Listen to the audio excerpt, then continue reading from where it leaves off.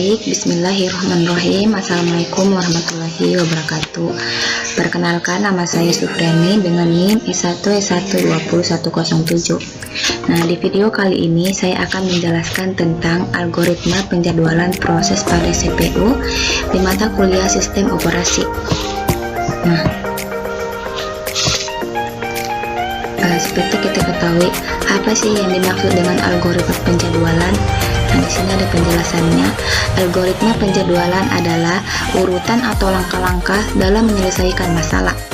Penjadwalan berkaitan dengan permasalahan memutuskan proses mana yang akan dilaksanakan dalam suatu sistem. Nah, di proses yang belum mendapatkan jatah alokasi dari CPU akan mengantri di ready queue, di mana algoritma penjadwalan juga berfungsi untuk menentukan proses manakah yang ada di ready queue yang akan dieksekusi terlebih dahulu oleh CPU. Nah, di sini ada dua proses algoritma penjadwalan. Yang pertama itu FCFS atau First Come First Served. Yang kedua itu Priority Scheduling. Nah, masuk di algoritma pertama yaitu FCFS, di mana FCFS atau First Come First Served atau bisa diartikan juga sebagai proses yang tiba lebih dahulu akan dilayani pertama kali. Nah, apabila ada proses tiba pada waktu yang sama, maka pelayanan proses dilaksanakan melalui urutan dalam antrian. Proses di antrian belakang harus menunggu sampai semua proses di depannya selesai. Nah, setiap proses itu yang berada pada status ready dimasukkan ke dalam SCFS atau First Come First Served sesuai dengan waktu kedatangannya. Nah, ini adalah contoh sebuah tabel di mana terdapat 5 buah proses. Ini adalah contoh sebuah tabel. Yang berikut ini terdapat proses pada sebuah CPU dan AT dan BT nya masing-masing. Terus di sini diminta dia itu meminta gambarkanlah gain card-nya dan tentukan rata-rata waktu tunggu dalam algoritma FCFS. Nah, di sini di proses P1 arrival time-nya itu 0 dan burst time-nya itu 12. Di proses P2 arrival time-nya itu 2, di burst time-nya itu 8. Dan di proses P3 arrival time-nya itu 3 dan burst time-nya itu 5. Dan di proses P4 arrival time-nya itu 5 dan di burst time-nya itu 2. Dan di terakhir di proses P5 itu arrival time-nya itu ada 9 dan burst time-nya itu 1.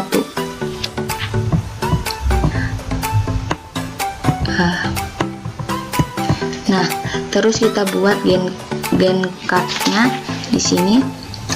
Nah, di sini pada waktu ke 0 dieksekusi P1 sampai ke 12. Selanjutnya pada waktu kedua dan P2 masuk dan mendeku diri. Terus di sini pada waktu ketiga dan pada waktu ketiga dan P3 masuk, dan di sini pada waktu kelima dan P4 masuk, dan waktu ke-9 P5 masuk. Selanjutnya pada saat waktu ke-12 P1 telah selesai dieksekusi, kemudian dilanjutkan P2 karena P2 mengganti terlebih dahulu di titik P. Terus selanjutnya P3 dan P4 P3, P4 dan P5 menunggu di ready queue. Selanjutnya dari waktu ke-12 daripada waktu ke-12 sampai ke-20, waktu 12 sampai ke-20 P2 telah selesai dieksekusi dan dilanjut dengan P3 pada waktu 20 sampai ke 25. Nah, di proses P3 telah selesai dieksekusi. Kemudian dilanjutkan dengan proses P4, di mana proses P4 itu di proses P4 sampai dengan proses P5 di waktu ke-28.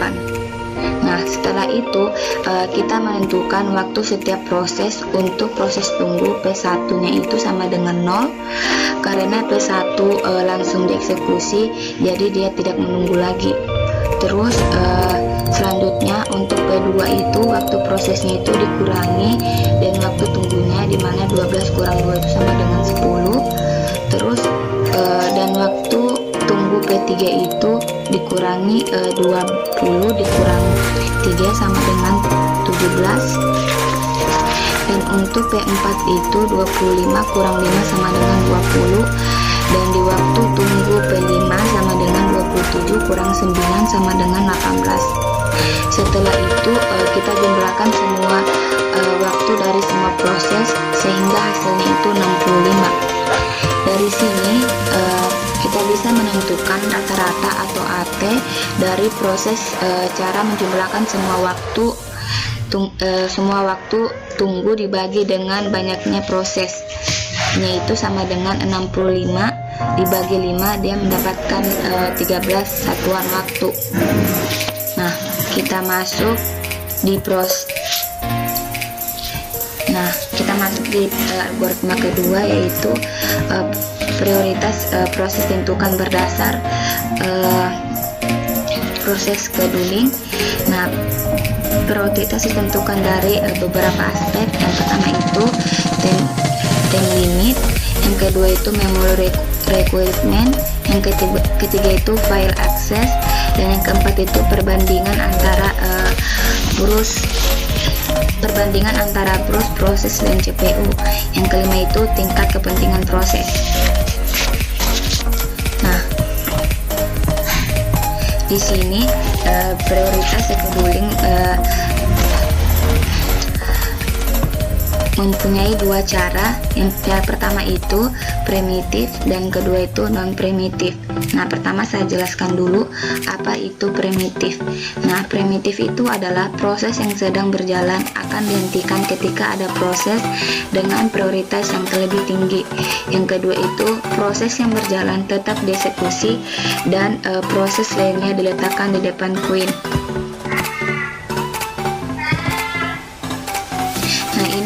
Contoh prioritas scheduling, di mana proses P1-nya itu arrival time-nya itu 0, terus priority-nya itu 0 dan burst time-nya itu 10. Di mana proses P2 arrival time-nya itu 3, priority-nya 1 dan burst time-nya 3. Dan di mana proses P3 itu arrival time-nya 5, priority-nya 2 dan burst time-nya 4. Seperti kita lihat prosesnya pada gambar di bawah ini. Nah, selain itu di sini juga ada contoh prioritas scheduling lainnya, di mana TAT sama dengan CT dikurang AT dan WT-nya itu sama dengan TAT dikurang BT, di mana proses P1-nya itu arrival time-nya itu 0, priority-nya 3, burst time-nya 10, dan CT atau completion time 17, dan TAT-nya itu turn around time-nya itu 17 juga, dan WT-nya itu wait time 7. Dan P2-nya proses P2 arrival time-nya itu 3, priority-nya 1, burst time-nya 3, dan CT-nya itu 6, dan TAT-nya itu 3 dan WT-nya itu 0. Nah, dimana proses P3 arrival time-nya itu 5, priority-nya 2, burst time-nya 4, dan CT-nya itu 10, TAT-nya 5, dan WT-nya itu 1. Sehingga rata-rata dari semua ini adalah 80,33. Sehingga rata-rata dari ini semua TAT-nya itu 8,33 dan WT-nya itu 2,67. Sehingga kita bisa lihat gambar di bawah ini. Nah, mungkin ini saja yang bisa saya jelaskan di mata kuliah sistem operasi. Kurang dan lebihnya mohon dimaafkan. Wabillahi taufik wal hidayah. Wassalamualaikum warahmatullahi wabarakatuh.